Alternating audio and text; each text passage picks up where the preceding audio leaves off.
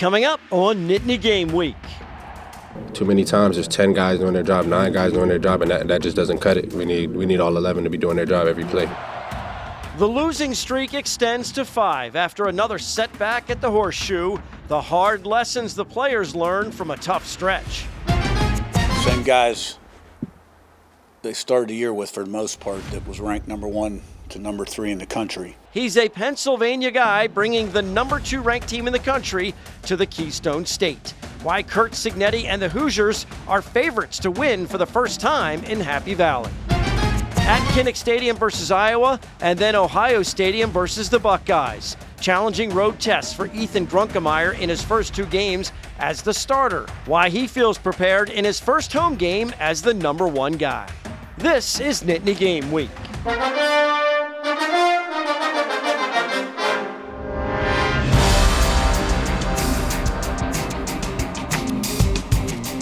Hello, everyone, and welcome to Nittany Game Week. I'm Todd Sadowski alongside former Nittany Lions coaches Jay Paterno and Tom Bradley. A promising first half. At the end result, they're beaten by the Buckeyes in Columbus again. The losing streak extends to 5 as interim head coach Terry Smith says this team is stuck in a storm right now, guys. Well, I mean, you get the head coaching job as interim coach. You go to Iowa, you go to Ohio State, now you got Indiana coming in.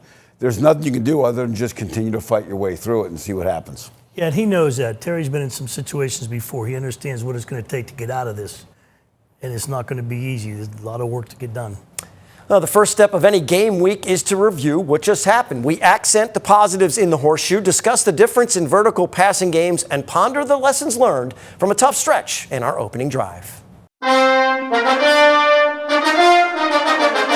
Welcome home, Ethan Grunkemeyer. Grew up near Columbus, dreaming of a chance to play at Ohio Stadium. Gets the start against the Buckeyes. The Nittany Lions pour onto the field as a 3-touchdown underdog and more than hold their own in the first half. Well, the Ohio State defense was not real hospitable in its homecoming. But when you look at the first half, they did some of the things we talked about in the show. They protected the football. They stayed on schedule. Grunkemeyer did a nice job on third downs in the first half. They did some things innovatively. And it was a ball game at halftime, and they were right there. Now, Tom, you're a positive guy by nature. Penn State scored twice in the red zone against Ohio State. They were tops in the country in that category.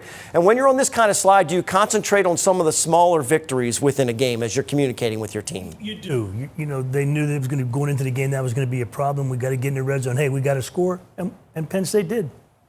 Definitely a tale of 2 halves for interim head coach Terry Smith. He's trying to guide this team through some very difficult terrain.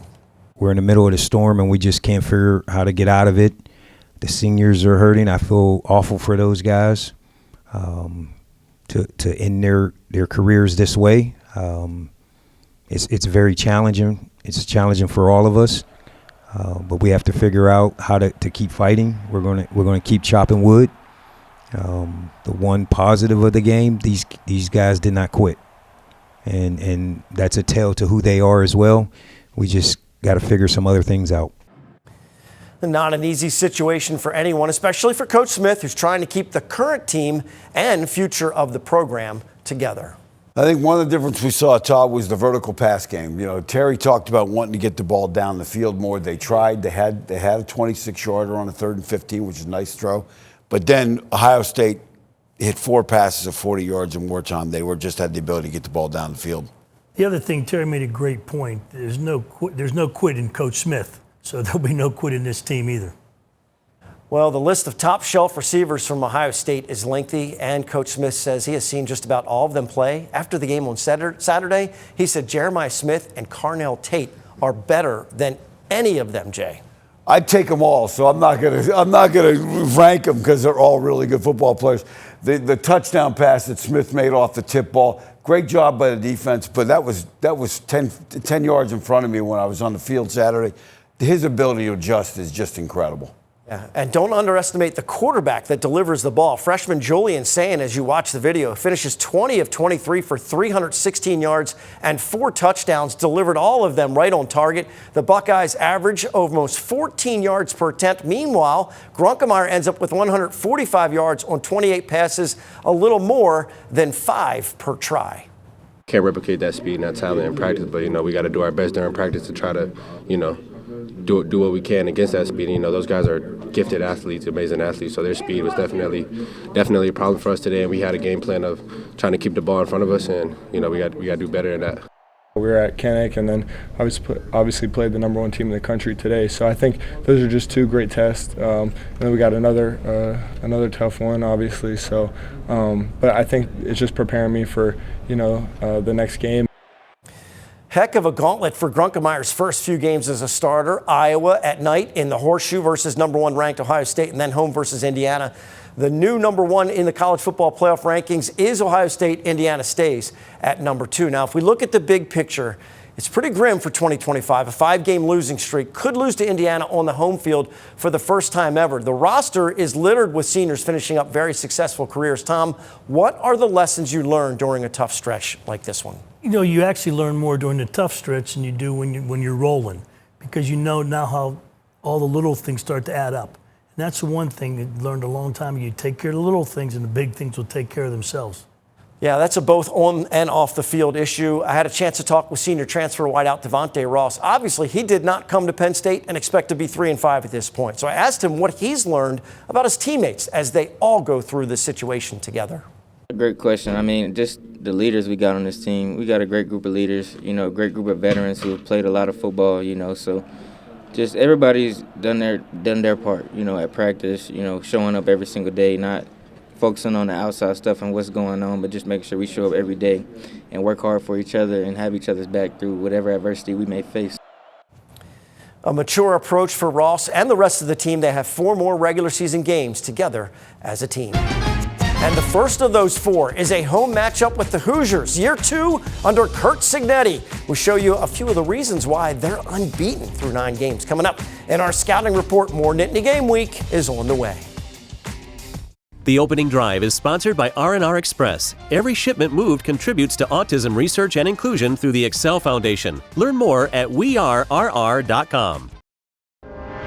Nittany Game Week is brought to you by West Shore Home, official partner of Penn State football. And welcome back to Nittany Game Week. I win, Google me. Direct quote from Indiana head coach Curt Cignetti on his recruiting pitch to potential players. Now, he exudes confidence, and so far as the head coach at Indiana, he has done exactly what he says he does, win. Coach Paterno, Coach Bradley, how in the world is he doing it? Win he does. 20 wins since he took over last year. Only Ohio State has won more games than Indiana over that stretch. And let's talk about Coach Google. He's had a great record at IUP, Elon, JMU, and Indiana. He's won everywhere he's been. His dad won 199 games at IUP in West Virginia, so it's a family tradition. He brought 6 of his 11 assistants from JMU, brought a bunch of players from JMU, which has made that transition possible. Let's talk about the offense. This is one of the best offenses in the country, maybe better than the one they played last week in Columbus. First in scoring, their first and third down conversions. The quarterback is mobile, which is different than Ohio State. They've got a 3-headed run game. They've got 3 wideouts that you got to be scared of, and they're all big wideouts, Tom, and those big wideout matchups are a problem. They're a big problem. One of the things you brought up, they all know this system. They know they've been in this system so long. If there's a problem, they know how to fix it. They know how to adapt during the game. No question. So let's talk about it. This is a run-first offense. This is an offense that has gone over 300 yards rushing in 6 games. They like to get their big physical running backs on the outside. They brought in a couple of starters from other schools, including Notre Dame and Ohio State in the offensive line. They rebuilt there. They're better up front than Ohio State is in some ways. And the wideouts get out there and they block you on the edge. You better get off blocks, Tom. I'm glad you brought that up because it's all over the place. It's just not internally in at linebacker. Those wide receivers block too. And you look at this run, 9 yards downfield is when the safety finally makes contact, only because he's the unblocked guy in defense, and then there is some physicality at the point of attack. As we mentioned, the quarterback is part of that in the run game, which makes it trickier, but also in the play-action game. Mendoza is great with the ball fakes. They're going to run that same look to the outside, get you chasing, leave this guy on the backside unblocked. He gets fooled, and now they slip their wideouts, who are big play guys, behind you and get the ball in the open field to guys that can run. One thing, all those are true. Don't forget that offensive line does a good job of selling the run. Yeah, and you talk about read the hats. Those guys keep their hats low, and they get great impact at the line of scrimmage, which gets those guys biting on everything. Absolutely.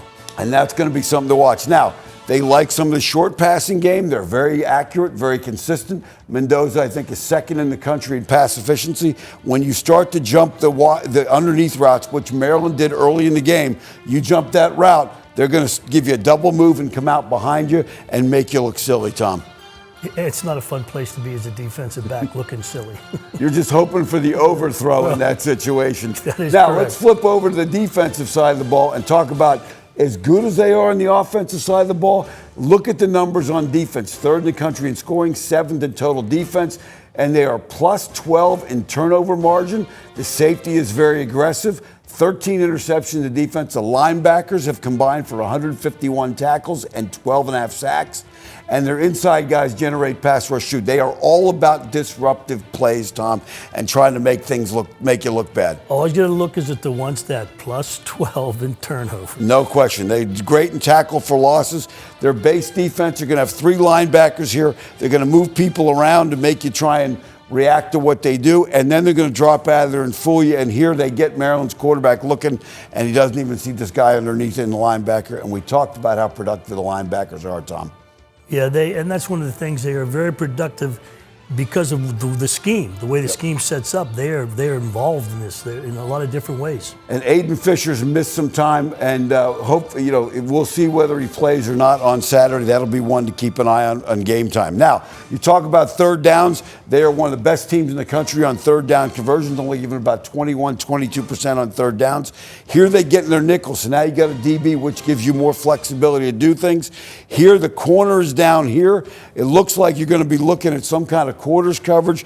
They roll up here, roll over the top here, so it becomes a roll strong, which makes your trips pass game tough. They bring him out. Now, they take this linebacker and blitz him, drop him out, and now your offensive tackle is blocking nobody, and your running back's got to block a blitzing linebacker. That's never a good scenario, but one of the things why they're so good is because what they've been able to do is a lot of them are third and longs. Yeah, no question about it. And here against Oregon had only given up 1 sack. Indiana got to them 6 times in that game, which turned into a 10-point win for them on the road in Oregon, which is never an easy place to play. So, Todd, a lot of things Penn State's going to have to do here, and a lot of threats. Going to be a tough task on Saturday. Thank you, coaches, with a young quarterback to boot facing them. Well, the Hoosiers are 0 at Beaver Stadium, never won in Happy Valley. They are favored by a little more than 2 touchdowns to get that first win. Coach Signetti is quick to mention the Nittany Lions, still a very dangerous team. Same guys they started the year with for the most part that was ranked number 1 to number 3 in the country. So a lot of good football players at all positions, playing really hard here. Tough place to play, 100,000 plus people. They're a really good football team. Yeah, the Hoosiers beat Oregon on the road. They're following up an 11-2 season with 9 wins to start off this year. They are the 2nd team in the college football playoff rankings. Up next, our Impact interview with a former Penn State All-American wide receiver. OJ McDuffie joins us with some advice for the current Nittany Lions going through a brutal season. Nittany Game Week returns after this.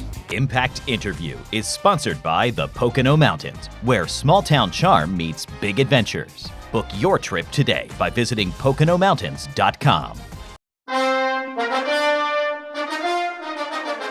Well, welcome back to Nittany Game Week. It is time for our Impact Interview, and our guest this week, well, he had a major impact not only on Penn State, but also the NFL and the Nittany Lions baseball team. 4 stolen bases in one game. Maybe that's why the California Angels drafted him as well. Could have made a major impact in Major League Baseball, too. OJ McDuffie, thanks so much for joining us. We always appreciate your time, man. Man, appreciate you guys having me on. It's truly an honor, definitely.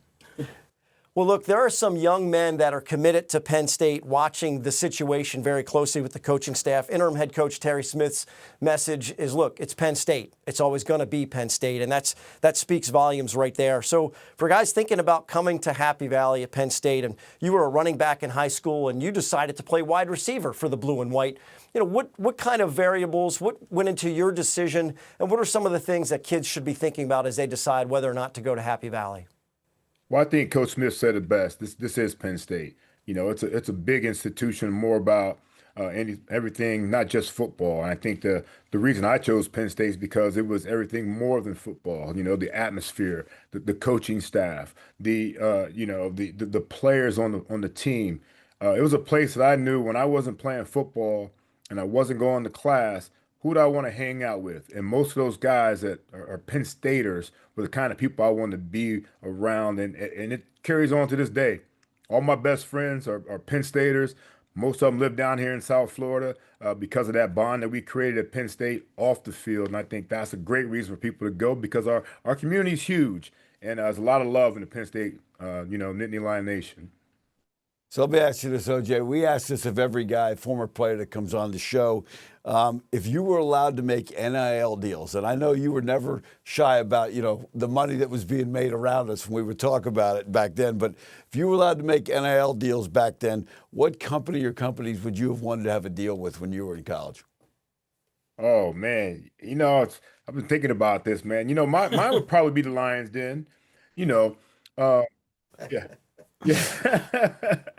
Yeah. I think about it is, man, back in the day, I loved State College and, it was so strict and Joe was so great about us not getting into a bunch of trouble. At a young age, we couldn't go into, any clubs or bars or anything like that. And most of them had a program, with all our pictures and birth dates in them and everything like that, man. So, but not real being serious, Chris Rosengren, who owns Lions Den now, is a great friend of mine. And I would love to endorse and whatever represent his company as well, man. But once I got to 21, man, Lions Den became my favorite place. And when I go back every single time for a home game, I make sure I stop by there. Hey, OJ, when you got to Penn State, one of your teammates was Terry Smith. Did you see some of the makings of a college football coach in Terry back then? Absolutely, man. His attitude, his smarts, his toughness. His playmaking ability, his way he's led, and even coaching me up a little bit, Scrap. When I'm a guy that's trying to play his position at that point. When Dave Daniels was still there, he was still on point and helping me out. He's always been a true leader. The team barber, everybody came to him for advice. So all those things as you go to a barbershop, that's what happens. Everything about Terry meant, showed that he could be a guy that could be a leader of men. And of course, leading a program like Penn State when the opportunity presented itself, man. And so, yeah, I definitely felt like, he'd be a great guy, a great candidate. I told him this, if anything were to happen, I hope he got an opportunity. He's getting his opportunity, man, and hopefully he gets many more along the way. OJ, there's a lot of coaching vacancies in college and in the NFL, soon to be, I would imagine, even more so. But you played for two guys that did it just about better than anyone else when it comes to just winning games. Joe Paterno in college and then, of course, Don Shula in the NFL. What are some of the common themes between those two that made them both so successful? Yeah, how about that? What a blessing, right? You go from the greatest college football coach ever to the greatest pro football coach ever, man. And, and I still talk about those two in true high regards when I talk about the coaches, man. I think both of them, they were so demanding, commanding, but they're also respectful, and they treated us all like men. And I think that was one of the main things that we really appreciate. They cared about the little things that were important in life, not just on the football field. And I think that carries on, man. And I know Joe had he has so much more responsibility taking, boys and turn them into men and worry about school, worry about football, worry about everything else that goes on in life. Whereas Coach Shula only had to deal with the professional aspect of everything. But at the same time, though, man, both of them were cut from the same cloth. Grueling, tough, fair. And I enjoy playing for both. Playing for Joe Paterno prepared me to play for Coach Don Shula, and I think he respected that. Really enjoyed talking with OJ McDuffie. He hosts a Miami Dolphins podcast called Fish Tank. You should check out to hear our entire conversation with OJ. Make sure you visit our website, NittanyGameWeek.com, for Impact interviews and other web-exclusive content. Don't go anywhere. Tom still has our scrap medal to hand out. There was a milestone moment for one Nittany Lions senior at the Horseshoe. We're heading into the final minutes on Nittany Game Week. Nittany Game Week is brought to you by West Shore Home, official partner of Penn State football.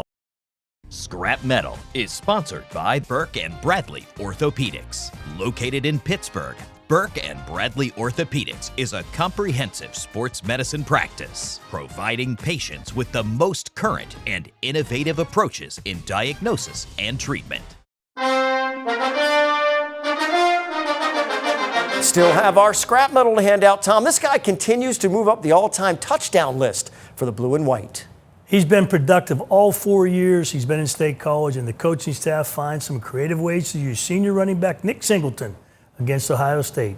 They start him in motion to get some momentum before throwing him the ball for a nice gain, and then they set up extra offensive linemen on the outside on this pitch near the end zone.